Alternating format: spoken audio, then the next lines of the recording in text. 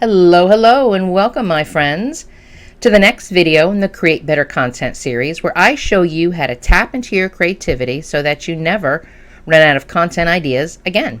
My name is Penny, and I'm not just the guide through this unique content development process. I actually developed it. So I want to teach you how to use this process to create engaging content that you can post that's going to help you reach more qualified customers online. And if you want to learn more about creativity and how this can help you develop your content marketing plans, I would love you to see if you could hit that button below and subscribe to this channel. Also below in the description box, you're going to see some links. And the first link that you'll see is for my book called I Just Did a Thing. And in my book, I go into detail. I describe the science behind why tapping into your creativity helps with your content creation. I walk you through the process of what's happening in your mind, your brain, your body, and your soul. And it helps you to see how all of this stuff is connected if you're making a big change in your business or even your life for that matter. And the second link that you're going to see is so that you can subscribe to the Create Your Business program. And you can personally go through this process that I have developed to create remarkable content. You're going to learn how to experience creative activities. You're going to tap into understanding more about who your customers are and how your products and services can help them. So I'd love to see you join us with the Create Your Business program with that as well.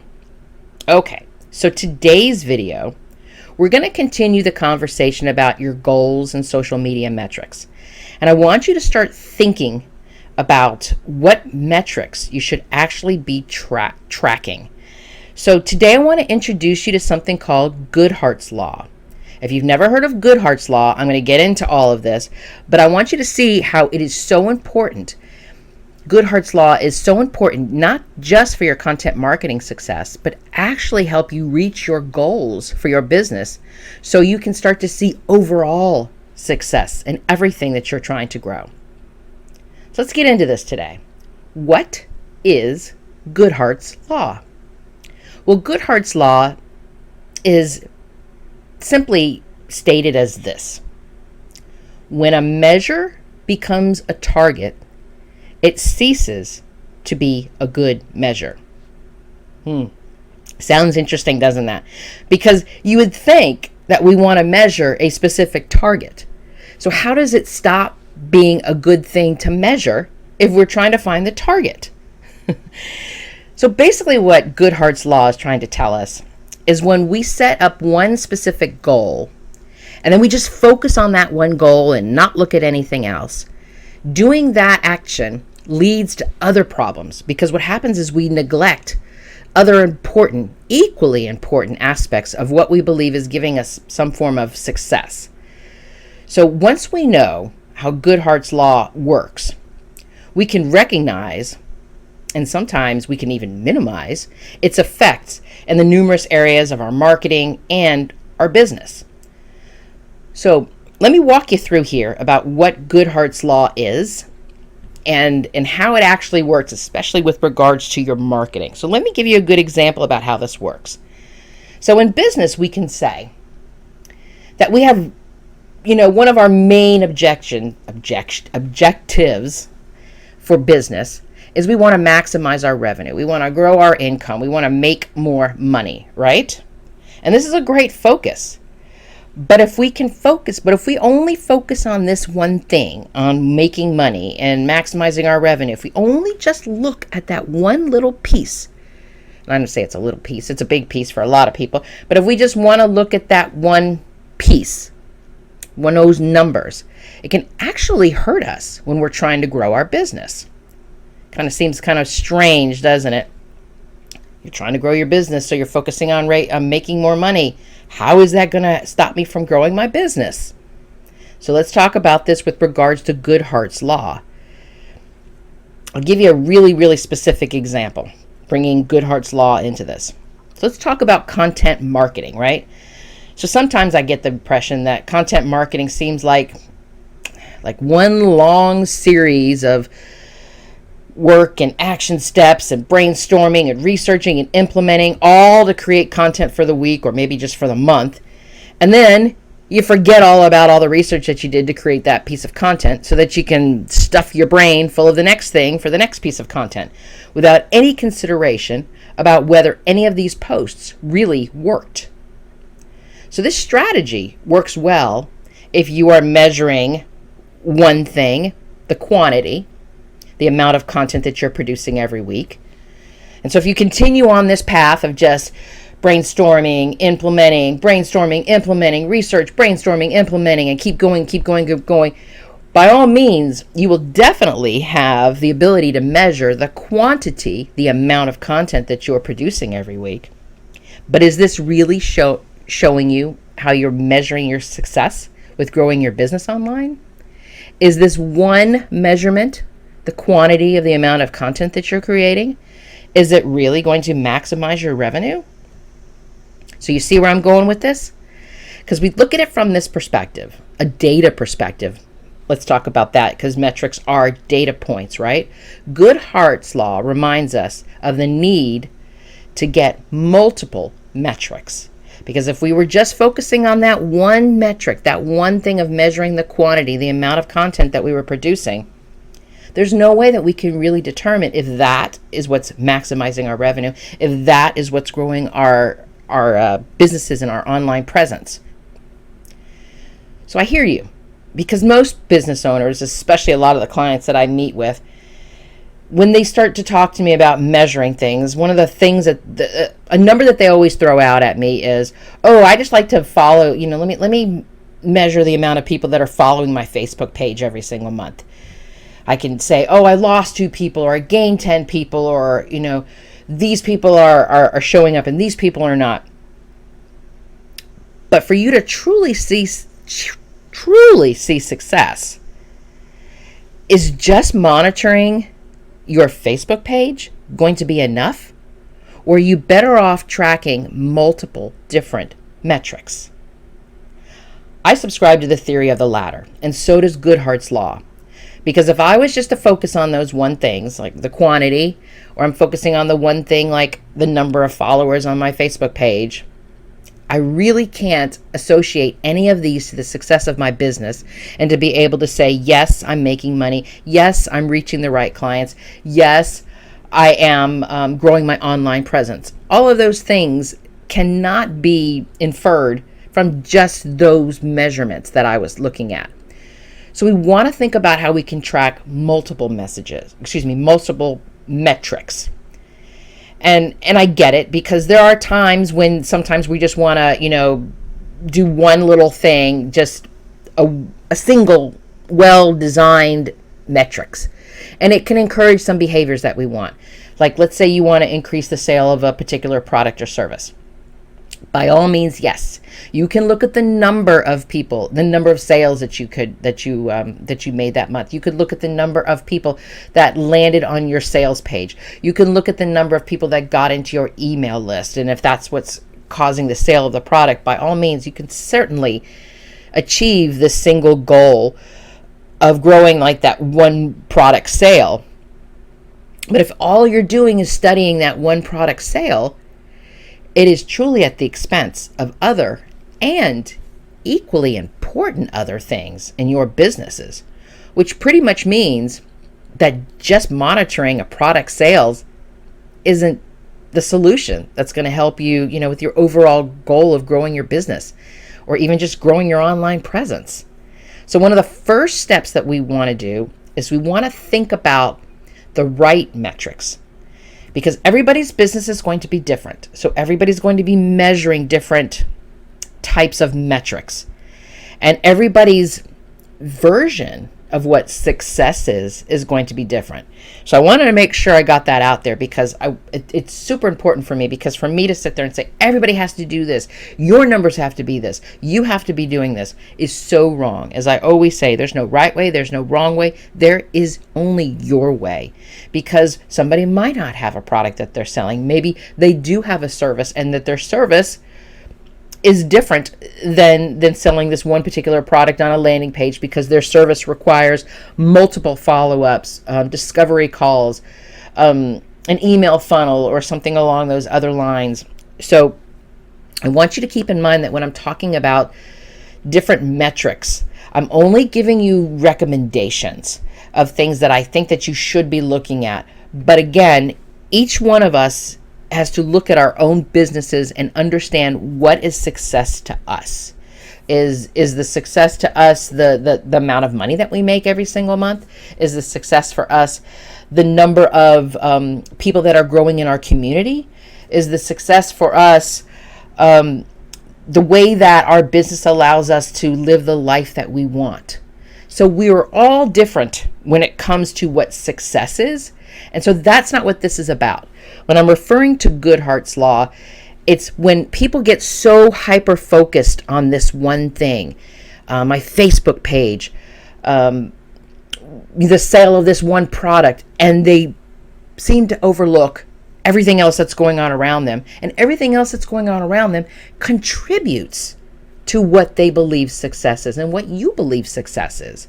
So let's talk a little bit more about some things that you do want to think about monitoring. Again, these are just recommendations, and I want to refer to them as, more than anything, they're data points. And so the things that I wanted to bring up today and to give you as recommendation, these are data points. So if you can look at your business and you think about the things that are going on with your business, some of these things may not apply to what it is that you do, but there may be something else that's going on around your business where you could see how, I could measure this instead, and this will give me the same type of result. So I want you to look at it from that perspective. So I want you to think about too, the basics behind what we're talking about here with metrics is that the data points show how your social media and marketing strategy is performing. That is the little bubble that I'm referring to right now. And again, these are just a couple of pieces and parts of what's going on with your marketing. And keep in mind that a lot of these things are based upon, again, as I keep repeating, how you gauge your success of your business and what success looks like to you in your business. If I just want to say it just like that. So what you should be tracking every month and how this is developing, how this helps you develop your marketing content. A couple of things here let me bring up. One of the things that I think that's really super important for you to be looking at to help you develop that marketing content is something called reach. And reach is simply the number of people who see your content.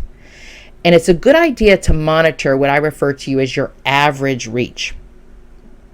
And a lot of our social media sites, the insights, the analytics, whichever word you want to use, metrics, can actually give us numbers based on individual posts, a story, or a video. So it gives you more than just the reach of the number of people that you saw. A lot of your analytics can break it down even more so to like a valuable subset of this metric. You could look at percentage of your reach is made up of followers versus non-followers. You could see which post is working, which story worked, which ones didn't get as much reach as many people as you thought that they would. And going back to the followers versus the non-followers thing, if a lot of the non-follower people are seeing your content, that means your content is being shared and doing well in the algorithms. So there's a lot of things that our reach can teach us when we think about how we could start measuring that type of metric. And along the same lines as reach is something called impressions. Impressions is the number of times that people saw your content.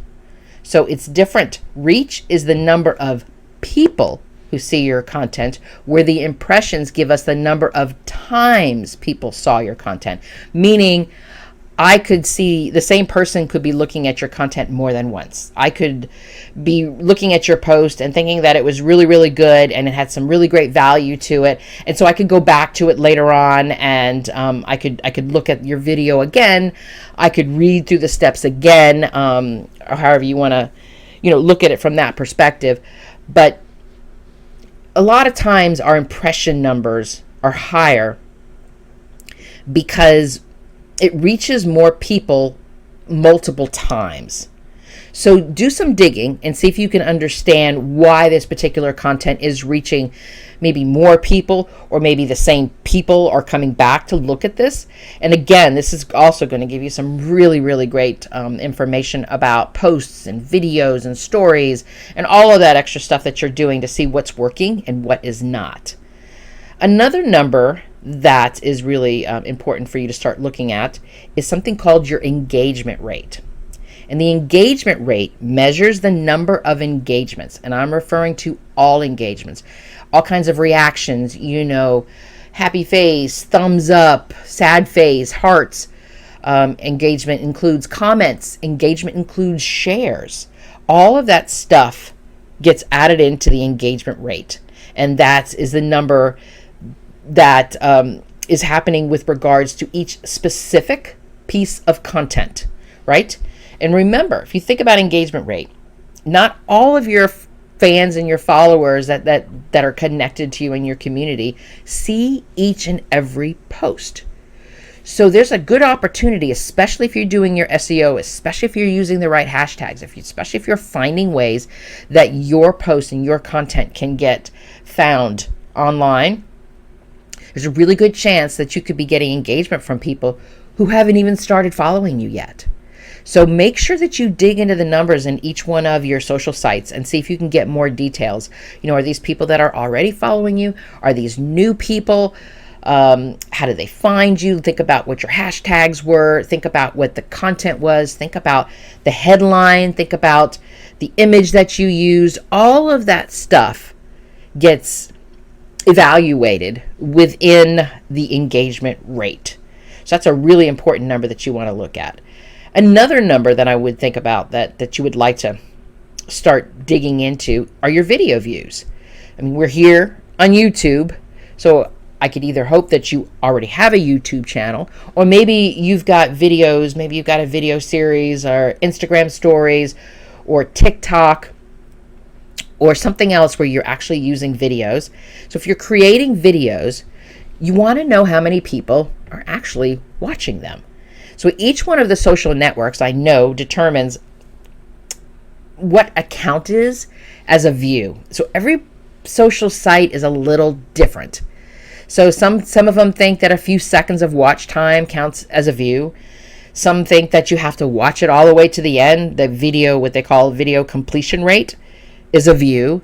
So you want to make sure you understand the social platform that you're utilizing your videos on, how they calculate what they think a view is. I mean, if it's just a glance of an indicator at just the start of it, or are they going all the way to the end and listening to the very end of your video? How often are people watching your video all the way through the end? That's a great indicator to see that you are creating quality content that is definitely connecting with your community. Especially when it comes to video completion rate, that, my friends, that is one of the key signals to many social media algorithms. And this is always a good one to focus on when you're thinking about improving. So those are just a few things that you could start thinking about when it comes to those specific metrics. And you notice when I gave you those metrics, every single one of those things is going to have real data, real numbers. It's going to be able to tell you how people are engaging with you. Are they viewing your content? Is it reaching people? The impressions, meaning the number of times. Remember, reach is the number of people, and impressions is the number of times that they're seeing. These are really, really good numbers. And when we add all that into, by all means, check the number of people who are following you on Facebook. By all means, add the people in the product sales. But don't neglect all of these other metrics that are going on, so they're going to help you determine what is actually going on with your content marketing. So when we think about this, we want to look at the big picture. We want to see everything about what's working with our content marketing, not just one little piece of it. And that's the concept of Goodhart's law. And that we realize that rather than using one single number, one single data point, one single metric, the best assessment that we're going to determine your success is usually a set of multiple measurements. And when we choose all of these multiple metrics, whether they're social numbers or website numbers for that matter, or product sales, you truly get the full picture of what is going on with your content marketing plans without the unintended consequences that happen when you focus on just one simple and narrow measurement. So thank you so much for joining me today with this creative process. If you've enjoyed this content about creativity, I do hope you'll consider subscribing to this channel, because it's more than just understanding how to create better content. It's about understanding that success with your business isn't going to happen to you. It's going to happen because of you. And I'd love to see you dig in deeper to this work and to develop your own content marketing strategy by subscribing below to the Create Your Business program. You'll get more content like I talked through in today's video. And when your monthly interactive workbook shows up in your inbox and the creative tools show up at your doorstep, you will learn how to develop your content marketing plans in a new way to ensure that you will never run out of content ideas again. You are magnificent, my friend, and let me be the first to say, I'm proud of you. Until next time.